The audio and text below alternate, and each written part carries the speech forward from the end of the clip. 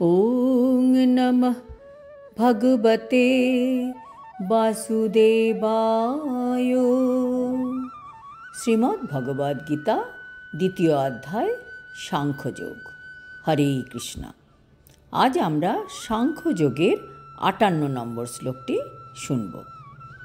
यदा संहरते चायं कुर्म अंगानि वो सर्वशः इंद्रियाणीन्द्रियार्थेभ्यो तस्य प्रज्ञा प्रतिष्ठिता। অনুবাদ: কূর্ম যেমন তার অঙ্গসমূহ তার কঠিন বহিরাবরণের মধ্যে সংকুচিত করে নিতে পারে, তেমনি যে ব্যক্তি তার ইন্দ্রিয়গুলিকে ইন্দ্রিয়ের বিষয় থেকে প্রত্যাহার করে নিতে পারেন, তার চেতনা চিন্ময় জ্ঞানে প্রতিষ্ঠিত। তাৎপর্য: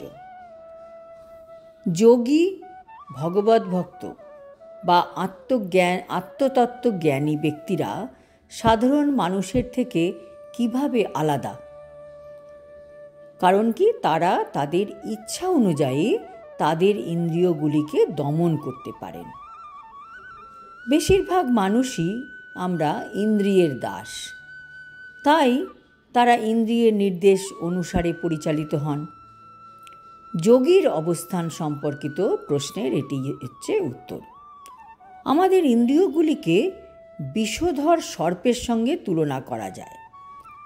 সাধারণত আমাদের ইন্দ্রিয়গুলি হয় স্বেচ্ছাচারী এবং উচ্ছৃঙ্খল। সাপুড়ে যেমন সাপকে পোষ মানায়, যোগী বা ভগবদ ভক্ত ঠিক তেমনি কঠোরভাবে এই সর্পতুল্য ইন্দ্রিয়গুলিকে নিয়ন্ত্রণ করতে পারেন।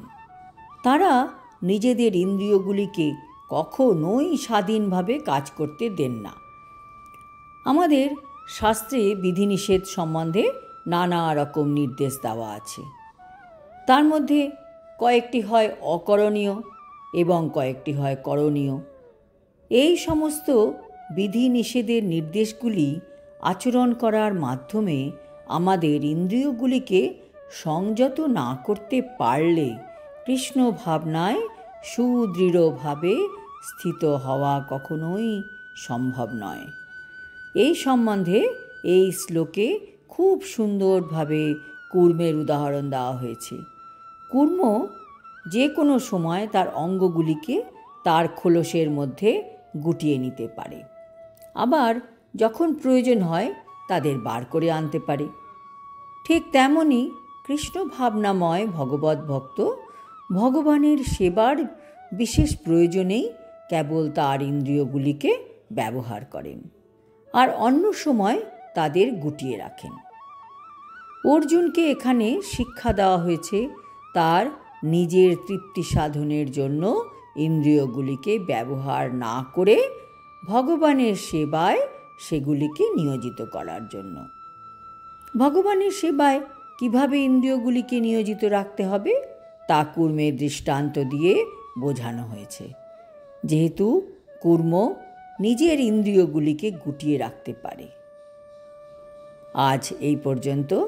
আগামী শ্লোকে কৃষ্ণ বলবেন কিভাবে উচ্চতর স্বাদ আস্বাদন করলে এই বিষয় তৃষ্ণা থেকে নিবৃত্ত হওয়া যায়।